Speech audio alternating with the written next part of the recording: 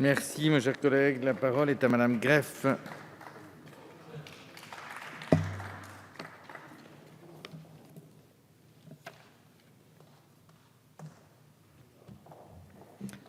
Monsieur le Président, Madame la Ministre, Mesdames et Messieurs les présidents de commission, Mesdames et Messieurs les rapporteurs, mes chers collègues, c'est votre dernier PLFSS et nous n'en sommes pas mécontents. Vous n'êtes plus aujourd'hui, Madame la Ministre, une ministre des Affaires sociales et de la Santé. Vous êtes tout simplement une femme socialiste en campagne. Les millions pleuvent sur la Touraine où votre générosité n'a pas d'égal.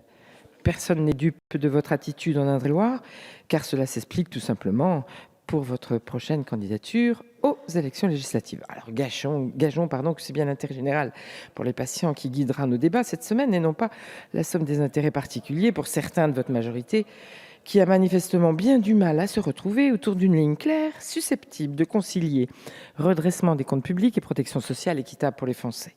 Pour votre dernier PLFSS, vous avez été heureuse de nous dire que tout allait bien, voire mieux, et que votre bilan, c'était du concret. Vous l'avez dit dans le JDD du 28 août. Eh bien, je ne pense pas comme vous, Madame Touraine, et j'ose dire la vérité aux Français.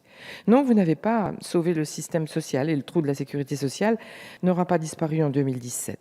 Les Français en payent aujourd'hui le prix fort, avec l'augmentation de la CSG, les cotisations et les diminutions des remboursements, entre autres. Mais la situation n'est pas aussi belle que vous semblez le dire, et ça n'est pas le cas. Le maquillage séduisant d'une situation catastrophique pour la santé des Français qui trompera les parlementaires.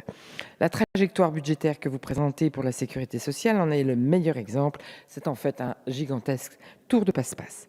La loi de finances 2016 efface 270 millions d'euros de cotisations sociales des médecins et auxiliaires médicaux du secteur 1 au nom, soi-disant, de la simplification. En fait, c'est une baisse de 9,8% à 6%, avec toujours 0,1% de prise en charge par les médecins. Un tour de passe-passe qui permet de tenir le 1,75 de l'Ondam. Vous avez créé par idéologie pour les patients le contrat d'accès aux soins, le contrat dit responsable, et tout le monde se rend compte qu'il est plus responsable, le tiers payant généralisé sur lequel nous reviendrons dans le cadre de l'alternance. Votre fameuse grande loi et la négociation conventionnelle sont emblématiques de vos échecs et chacun peut constater la triple dégradation face à l'accès aux soins sous le double angle qualitatif et financier avec l'explosion du reste à charge, l'absence de politique santé publique avec des pans entiers de population oubliés et la dilution de l'excellence médicale, scientifique et industrielle française dans l'absence d'ambition de ce gouvernement. En fait, le mépris, eh oui, Madame la Ministre, le mépris des demandes, des attentes, des besoins, sans même parler des promesses, ont été oubliés par votre candidat 2012 et vous aussi. Ces oublis sont la jeunesse, la psychiatrie, le médico-social, la médecine scolaire, la médecine pénitentiaire et avec le droit des usagers qui ne sont pas renforcés. Et surtout, la prévention. Les mesures de simplification et d'harmonisation ne se résument que par des directives, la création de comités, les ratifications des ordonnances. Rien sur la prévention. Tout cela sans résultat économique solide. Je me dois de vous rappeler que le premier motif du renoncement aux soins est le temps nécessaire pour obtenir un rendez-vous auprès d'un praticien et non forcément le manque d'argent.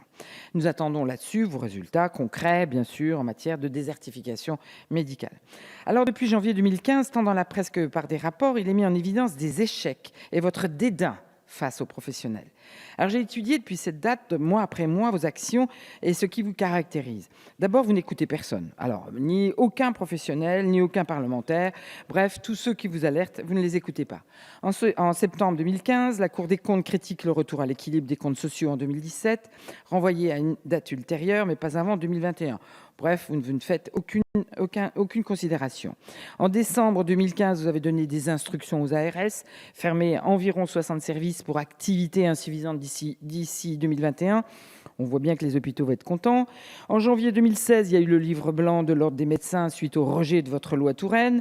Ils ont fait des propositions, vous ne les écoutez pas. En janvier 2016, c'est Claude Évin qui dit que la santé est un échec total sur l'alcool et le Conseil constitutionnel censure une partie du tiers payant en 2014. Vous disiez, c'est le tiers payant généralisé, intégral que nous instaurons, les Français ne paieront plus chez le médecin. On a perdu quand même 3 ans là-dessus. La Cour des comptes mentionne que l'HAD est sous-utilisée. La Cour rappelle la circulaire de décembre 2012. En février 2016, nous n'oublions pas l'échec de la grande conférence nationale de la santé avec le boycott de certains médecins, et rien n'en est sorti. En mars 2007, c'était les GHT qui ne sont toujours pas en place.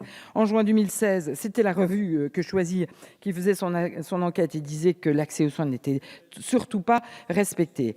Dans le domaine de la santé et de l'accès aux soins, votre politique n'a satisfait personne, que l'on soit professionnel de santé, assuré, malade, parent de malade, industriel du médicament, chercheur, bref, nous sommes tous perdants. Et les infirmières ne sont pas en reste, car en acceptant l'amendement voté par la commission des affaires sociales qui autorise à titre expérimental les pharmaciens à faire des vaccinations contre la grippe marque un début du démantèlement des compétences propres aux infirmiers.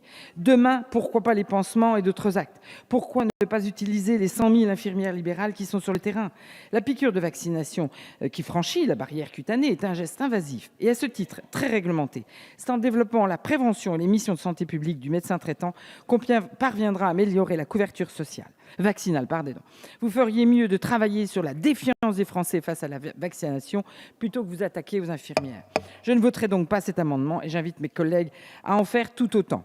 Voilà, Madame la ministre, des réformes nécessaires étaient attendues et ont été annoncées, mais ne sont toujours pas mises en application et les résultats économiques solides se font toujours attendre. Oui, je vous le dis, Madame la ministre, tout ça pour ça. Bref, nous avez fait perdre beaucoup de temps. Merci, mes chers collègues.